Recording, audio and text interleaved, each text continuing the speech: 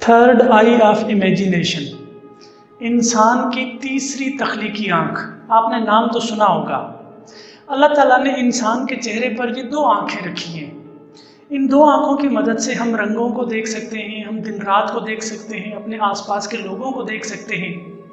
لیکن دنیا بھر کے تمام ماہرین دماغ کا یہ ماننا ہے کہ اللہ تعالیٰ نے انسان کو ایک تیسری آنکھ بھی دی ہے، جو کہ یہاں پر ان سائڈ اور brain some where like here یہاں ہوتی ہے، جسے دنیا کے ماہرین کہتے ہیں third I of imagination. Third I of imagination کی مدد سے دنیا کے تمام انسان تین سمپل اور بہترین کام کر سکتے ہیں۔ Number 1، thinking. انسان سوچتا اپنی ظاہری دو آنکھوں سے نہیں ہے، کبھی بھی نہیں۔ ہم ہمیشہ سوچتے اپنی تھرڈ آئی آف امیجینیشن سے ہیں۔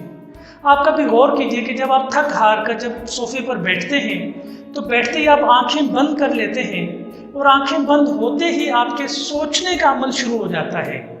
تو اس کا مطلب ہے کہ ہم سوچتے وقت ان دو آنکھوں کا استعمال نہیں کرتے، سوچنے کے لیے ہم تھرڈ آئی آف امیجینیشن کا استعمال کرتے ہیں۔ نمبر 2، ڈیسیجن میکنگ، فیصلہ کرنے کی صلاحیت۔ انسان جب بھی کسی مشکل میں ہوتا ہے یا کسی ایسے موقع پر ہوتا ہے کہ جب اسے کچھ فیصلہ کرنا ہو، تو ہم فیصلہ ڈیسیجن جو ہے اپنی تھرڈ آئی آف امیجینیشن سے کرتے ہیں، ہم اپنی ظاہری دو آنکھوں سے فیصلہ نہیں کرتے۔ اور نمبر 3، جو سب سے بہترین صلاحیت ہے انسان کی، وہ ہے کریٹیوٹی، تخلیقی صلاحیت۔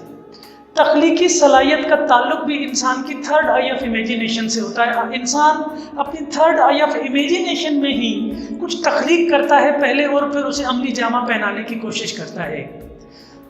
تو ہم اپنی تھرڈ آئی آف امیجینیشن سے سوچ سکتے ہیں، ہم اپنی تھرڈ آئی آف امیجینیشن کی مدد سے ڈیسائیڈ کر سکتے ہیں، فیصلہ کر سکتے ہیں، اور ہم اپنی تھرڈ آئی آف امیجینیشن کی مدد سے کریٹ کر سکتے ہیں، تخلیق کر سکتے ہیں۔ خواتین و حضرات، جن انسانوں کے پاس یہ ظاہری دو آنکھیں نہیں ہیں، وہ بھی تخلیق کر سکتے ہیں، سوچتے ہیں اور ڈیسائیڈ کر سکتے ہیں۔ اب آپ مزے کی بات یہ سمجھیے کہ دنیا بھر کے ماہرین تعلیم کا یہ ماننا ہے کہ بچوں کی تھرڈ آئی آف امیجینیشن کو ڈیولپ کرنے کی جو بہترین عمر ہے، وہ بچے کی زندگی کے ابتدائی 11 سال ہیں۔ جی ہاں، 11 سال۔ ہر انسان، ہر بچہ اپنی زندگی کے پہلے 11 سالوں میں اپنی تھرڈ آئی آف امیجینیشن کو ڈیولپ کر سکتا ہے۔ میرے کہنے کا مطلب یہ ہے کہ انسان اپنی سوچنے کی صلاحیت کو بہتر کر سکتا ہے اپنی زندگی کے پہلے 11 سالوں میں۔ انسان اپنی زندگی میں فیصلہ کرنے کی صلاحیت کو بہتر بنا سکتا ہے اپنی زندگی کے پہلے 11 سالوں میں، اور انسان اپنی طبیعت کے اندر تخلیقی صلاحیتوں کو ابھار سکتا ہے، بہتر کر سکتا ہے اپنی زندگی کے پہلے 11 سال کے اندر۔ اور بدقسمتی ہمارے ملک کی یہ ہے کہ ہمارے ملک پاکستان میں ہمارے پاس ایسا تعلیمی نظام موجود ہے کہ جس کے اندر ہم بچے کی تخلیقی صلاحیت، سوچنے سمجھنے کی صلاحیت یا خود سے فیصلہ کرنے کی صلاحیت کو ہم ہیلپ اور سپورٹ تو نہیں کر رہے ہوتے، بلکہ اسے کل کر رہے ہوتے ہیں۔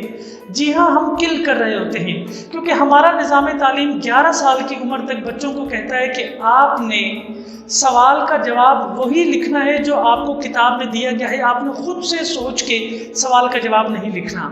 ہمارے ملک پاکستان میں 11 سال کی عمر تک بچوں کو ان کی تعلیمی میدان میں کتنے ایسے کام کروائے جاتے ہیں کہ جن میں وہ خود سے فیصلہ کریں، خود سے ڈیسائیڈ کریں۔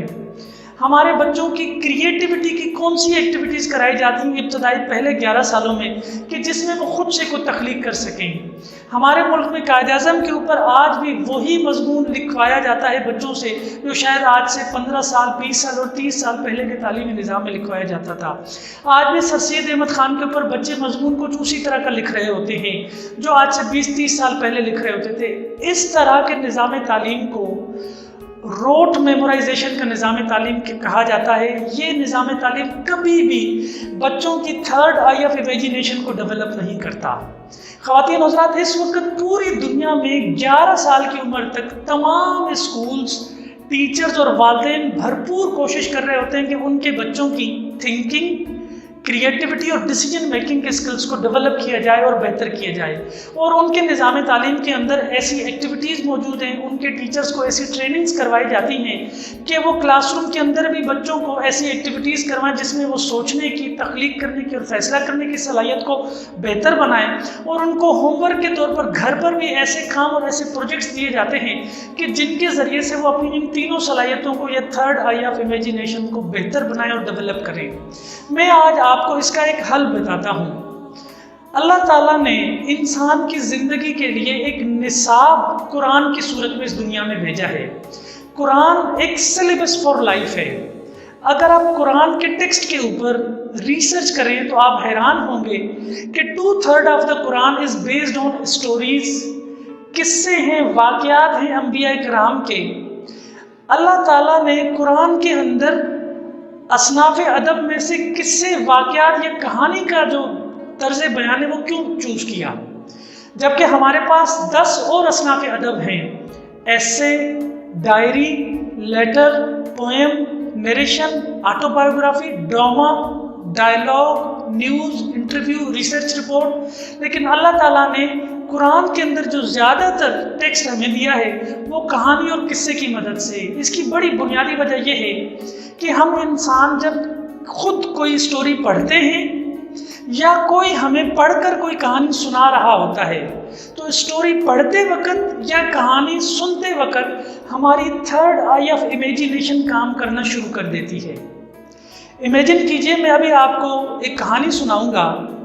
جنگل میں ایک موٹا سا ہاتھی دھم دھم کرتا چلا آ رہا تھا۔ اچانک اس کے سامنے ایک چونٹی آ گئی اور اس نے کہا رک جاؤ، میں تمہیں آگے جانے نہیں دوں گی۔ خواتین و حضرات، ان کہانی کے 2-3 لائنز کے اندر آپ غور کیجئے کہ آپ اس کہانی کے پورے ماحول میں پہنچ گئے تھے اور آپ کی تھرڈ آئی آف امیجینیشن کام کرنا شروع کر گئی تھی اور آپ اس ماحول میں پہنچ گئے تھے جو میں نے کہانی کے ذریعے سے کریٹ کرنے کی کوشش کی تھی۔ جی ہاں، یہی وہ جادو ہے جو کہانی کی مدد سے ڈیولپ ہوتا ہے اور ہماری تھرڈ آئی آف امیجینیشن کام کرنا شروع کر دیتی ہے۔ اسی لیے اللہ تعالیٰ نے قرآن کے اندر زیادہ تر جو ٹیکسٹ اور عبارت جو دی ہے وہ قصے اور واقعات انبیاء کرام کے۔